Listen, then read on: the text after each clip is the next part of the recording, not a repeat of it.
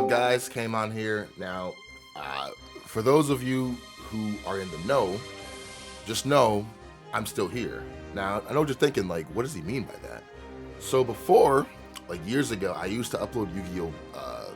Deck profiles and duel all the time on my gaming channel, but I decided to start sticking with horror. But I still play till this day. So I thought, hey, let's just make a Yu-Gi-Oh! Channel. I bought a brand new arm thing, got a new camera, etc., etc. So I'm gonna show y'all some profiles that I like to do. So this channel, it'll consist of deck profiles, deck duels, maybe vlogs, but yeah, deck profiles for one, and duels and like reactions, stuff like that. So hopefully you guys like it. I'm trying to get to 100 subs before the end of the month. Let's get to it. So I'm gonna show you guys my first place ninja deck profile. That's right. This guy right here got first place at my locals, bro. And this deck is sick. So I'm gonna show you guys the main deck, the extra deck, and the side deck. So let's get into it. Also, apologies for the lighting. This is my first time actually recording like this, so I want to make sure I get everything right. So we're gonna start off with the monsters. Standard 3 Hanzo. You don't have to get my ultis in. You know what I mean? The first set ultis, you know you need these. But yeah, this is the heart and soul of this deck. You want to play this at 3 at all times, not 2, not 1, 3. His effects are not once per turn, which most people are still not used to. He has 2 effects. His normal summon effect is he can search for a ninjutsu art spell or trap card and add it from your deck to your hand. His other effects, when you flip face up or special summon, you can add a ninja monster from your deck to your hand, except himself. By the way, I am sick, so that's why I talk like this right now. But yeah, each effect is not once per turn. You want to play him at 3. You can literally open up 4 spell and traps and this, and you're golden. Normal summon is search. You know what I mean? So you want to play Hanzo at 3. Next, the second best card in the entire deck is Triple Tabari. This card is so sick, bro. Like, when ninjas first came out, people were playing this at 2 or 1, but I read her and I'm just like, yeah, you gotta play this card at 3. So what she does on special summon, she can die by a battle card effects this entire turn, and during your opponent's main or battle phase, you can fuse with this card with ninjas on the field or in your hand. And her other effect is when she's in your hand, you can pitch her for cost, especially one ninja monster from your hand. So if you have like a dead ninja in your hand, it's never dead because Tabari's here. It's searchable. So yeah, you want to run this at 3. I'd run it at 4 if I could, but yeah, Tabari at 3 is a no-brainer. Plus, she's how you mainly fuse during your opponent's turn to interrupt them, honestly. So yeah. Next, I am running 3 Mitsu. I don't have the Starlight Rare. Yeah, Mitsu is a very good extender. This is how you negate monsters anywhere, anytime. So how she works is if you control a ninja or a face-down monster in the field, you can activate it from your hand to summon her. So this card does activate in hand. Keep that in mind. And while on the field, if your opponent activates a monster effect, you can target a face-down monster you control, flip it face up, flip it face down. If the monster you flip is a ninja monster, you can negate their monster's effect. So remember, you only negate the monster effect if the monster you flip up is a ninja monster. So, but I'm going to run her at 3 because she's a very good extender. She has 200 attack, 21 defense, and defense comes up very often, and you'll see why later. So 3 of her, me too. That's it for the 3-ubs.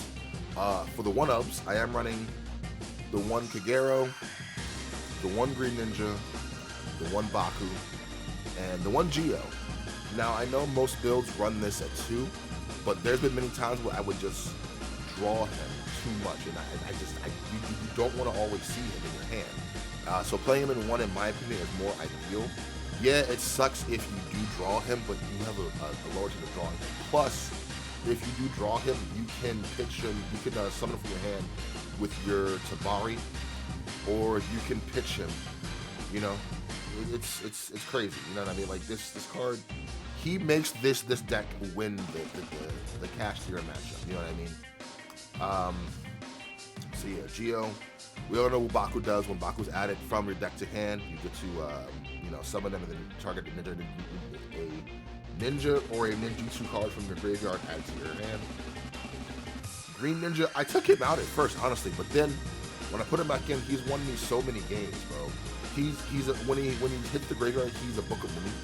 He can either book a monster on the field face down, or make it come face up. So if you have a face down Hanzo, you can bring it face up and then search it then. So and yeah, when a monster is special summon to your field while selecting your hand, you summon this. So he's a very good extender. And Yugioh, bro, Yugioh has been putting in so much work. So her effect on summon, she can target a ninja. No, sorry, it doesn't target it. You can special summon a ninja either from your hand or graveyard to the field face down. That doesn't target, so they have to respond when you activate the effect. And her other effect, when she's in the graveyard, if a ninja monster you control or a face down defensive card you control is targeted by a card effect, you can bounce it back to your hand and summon this face down. This has come up so many times where I was special summoning the freaking Hanzo from my hand with the Tabari, right?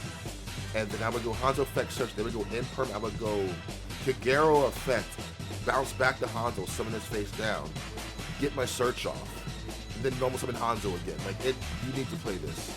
I might play her at 2, but I like her at 1, you know what I mean? Just see her anytime. So, the last card you do run, you have to run Triple Ash Blossom. This card is a must in this format. Before, I wasn't running Ash in my other decks, but this card just ends turn. It doesn't stop turn, it ends turn, so you can run Ash. Ash is good. 2 for the monsters. For spells, kind of expensive, but this is a must in this deck. 3, Pot of Prosperity. You need this at 3. Your extra deck, you don't care about anything but your fusions, if I'm being honest, like that. So this card is sick. You need this at 3. This is a must in this deck. If you don't want to run this, you could run Dichotomy, I think what it's called. I forgot what it's called. I'll probably put it on the screen, but you could run that if you wanted to. But Prosperity, this card is so good. You need to run it. Like, you need that. I'm actually main decking triple Book of Moon. Before, I was main decking Book of Eclipse, but it kept getting Ash. Now I'm running this because I'm running a certain other card in this deck, which can make up for the Book of Eclipse. So that's why I'm running the 3 Book of Moon. Because I get it, Book of Eclipse hits everything on the field, but it's like, there are times where I want to keep them face down and not give my opponent extra draw power, you know what I mean? So I think having 3 Book of Moon is essential, you know what I mean? So over Book of Eclipse, because like I said, Book of Eclipse, it can get ashed, and it's like, there are times where I don't want you to flip them face up again during the end phase and draw, so, you know what I mean? So that's why I like the Book of the Moon. I am actually main decking, believe it or not, 2 Crossout Designator. This card is sick because everyone's running Ash, everyone's running Imperm. Ash kills this deck, bro. There's been many times where I wanted to resolve my trap card, but they had Ash, so you need the Crossout in this deck, in my opinion. Like, the Crossout in this deck is so good. It's too good running in here. Plus, the way I have my side deck in the main deck, there are cards that people are playing that you play too. I'm actually running this over Nib. I took out Nib entirely because people are playing around Nib, which is Cashtira, like they're summoning, like they're having their Arise Heart be summoned on their 4th summon, so the Nib is dead. Plus, I rather hard draw this over drawing, I rather top deck this over top decking a dead Nib. You know what I mean? So, I run 2 Crossouts. Contrary, but I do run only 2 Ninja Scroll. You could run this at 3. You could run this at 3 if you want to, but running this at 2 is just fine. It's searchable. You can recycle this also. You don't need this. You don't need it at 3. It's not to have it 3. Plus, it's only good if your opponent has a card on the field. So, this card is broken. This card is so good. I get why you do run it at 3, but in my opinion, I run it at 2 because I can run other things in the deck that can help out this deck tremendously. So, you don't need it at 3. It's nice to have it 3, but you don't need it at 3. I mean, look at that. Yeah. You need it at 2. You can, if you don't know what this does, I'll explain it to you really quick. You summon a ninja or a ninjutsu art from your deck and your graveyard face down. So you can summon 1 on each. So this is really good for recursion. Now for the spice in this deck. This card is very expensive, but it helps the deck out tremendously. I am running 2 triple tactic thrusts and the 1 tactics. I get it. This card is very expensive right now, but you want to play to win. This card is sick, and this card searches out other cards for you in this entire deck. You know what I mean? So you definitely want to run this. you want to run this. That's all I'm saying. Like, it's too good. It's too good. You want to run this.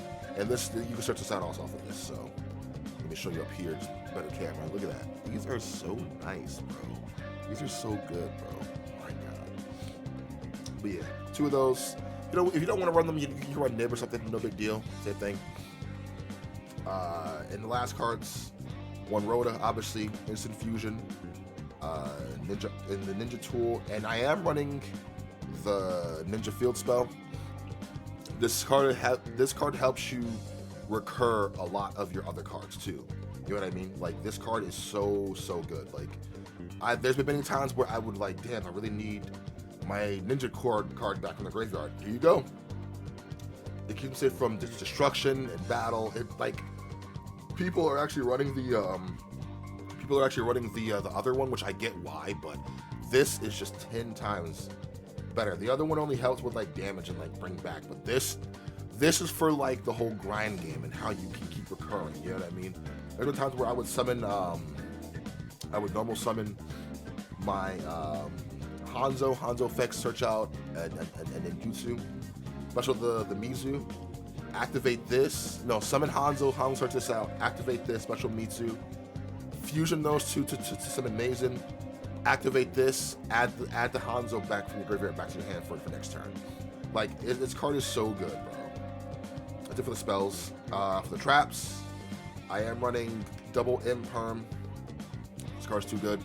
You don't need it at 3. Running it at 2. It's searchable off of Thrust regardless, so running it at 2.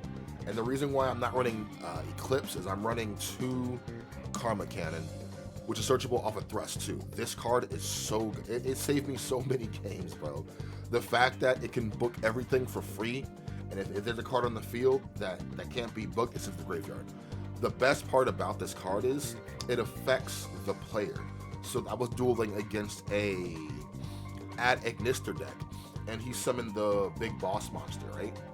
This card still sent it because it's affecting the player, not the monster, so it gets sent regardless. So this card is so good, it interrupts everything. If you're fighting against Sword Soul, if they have like a monk on the field and they do this stuff, you activate this. The monk is sent, their tokens are sent, and their stuff is face down. So like, essentially their turn ends. You know what I mean? So I recommend this in most ninja builds. I get it, it's slow, but it's so good. It's searchable. It books everything. And they can't really respond to it, you know what I mean? Because, like, what are they going to do? Next, I am running only 2 Dancing Leaves and the 1 Duplication. Dancing Leaves is really good, but you don't need it at 3. You're going to resolve this maybe twice. And plus, like I said, I am running this, so you can recur this with the Field Spell and with Baku. So you don't need this at 3. 1 is way too little. 2 is just fine in my opinion, you know what I mean? Duplication really good also. So that is it for the main deck. That is a full solid 40 cards in the main deck. I will go to the extra deck. Extra deck you can change around if you want to, but this is what I have. This is how I won. The only level 4 rank cards I am running, the 1 Exoton Knight and the 1 Blade Arbor Ninja. This card actually came up for OTK, so that's why I'm running this in Ninja Monster. Exoton could just clear boards, so you run this. And you can summon them, just not too often, but yeah. I am running the 1 Cross Sheep for the Lynx, Link 2. I might run this at 2. And the 1 IP and the 1 Saizo. These are only Link 2s I am running. The only ones you really need. You could argue for running 2 Cross Sheep, but if Castier banishes it, I usually banish this off of my pot regardless, so I don't really care, for being very honest. The 1 Unicorn also, you know. 1 card that you should always run in this deck, that's a staple, is definitely a Borosword Dragon. This card helps you OTK. You make a ninja can attack directly, yeah, yada yada. And I am running the 1 Jump Scare Goddess because, you know, I needed room. You could make this to a cross sheet if you wanted to, but yeah. And the last, I am running 3 Yagamaru and 3 Mazen. These are your Heart and Soul. 3/3. I feel like we're gonna get another Ninja Monster fusion, so yeah. This card is so good. On summon, it can banish by banishing a ninjutsu art from a ninjutsu art from your hand, field, or graveyard. So This happens either on summon or when it's flipped up. So you can literally there's a time where I summoned this and I banished for cost to book something, so to ban something, and he had imperm. So I book a moon this. You know what I mean? And then next turn, I literally the card is supposed to summon, and he attacked this, it flipped face up, and then I use its effect to banish again. So you can book this and then banish again. It's crazy. And then Mason, we all know what Mason does. He's your best fusion ever. He summons a ninja. If your opponent sneezes, you can summon a ninja from your deck, face up, face down. And he can't be targeted if you have a face down monster on your field for attacks. Also, all your ninja monsters on your field can attack directly. So you want to run this 3. Last one I am running the 1 ultimate insect. You summon this off of your Mitsu. This card is so good. It just plus since you run the field spell, you need this card. Yeah. Extra deck is done. Now for the side deck. Side deck is very local dependent, but this is what I have. This is like an overall build. This side deck is how I went undefeated in my opinion. So 3 Lancia. You need this card. This card is so good. It stops a lot of decks. Runic, everything. Like, yeah, 3 Lancia, bro. Just 3 Lancia. I am siding the 1 Dark Samorg and the 1 White Ninja. These two are, I sided this in every game. These are so good. You'll see why I side this, but White Ninja is so good. So a lot of people, if you lose, like, you're obviously want to go first with this deck. So that's when they'll side in their Lightning Storms, their back row hate, right? You side this in, there's a time where the guy, he said Lightning Storm hit the back row. I activated Dancing Leaves and I summoned him in attack mode. My back row is safe. So what he does while he's on the field, your spell and trap cards can't die by card effects. That's so broken. And Dark Samorg, your opponent can't set. You'll see why I side Dark Samorg in here too. Mainly for Labyrinth and stuff like that, probably next too. Obligatory 3 Lightning Storm, you know why. Obligatory 3 evenly also, you know. The best 6. And the 3 anti-spell. So you side this for Kashtira, Runic, any spell decks. But yeah, this plus this is game. Because Dark Samorg says they can't set cards, spell and traps. And this says you have to set. So they can't activate spell and trap cards. So they can't, you draw phase, activate this, you summon this. They can't evenly you. They can't Lightning Storm you. They can't play the game. Runic loses to this. I hit him with a Runic play with this, and he had the scoop. He had nothing else. The last card I am siding is the 1 Transformation. You know what I mean? And that's how you get the Dark Samorg. And yeah.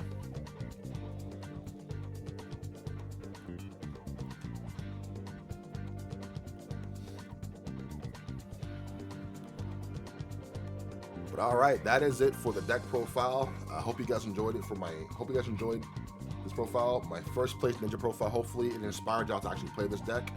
Yeah, it's a bit expensive, but there are a lot of alternatives you could play, like Nib over the thrusts. You could play 3 in per. You know, there are a lot of alternatives, but I think this deck is very good, and I feel like we might get like 1 or 2 more cards, like a fusion or something. You know what I mean? Which would be insane.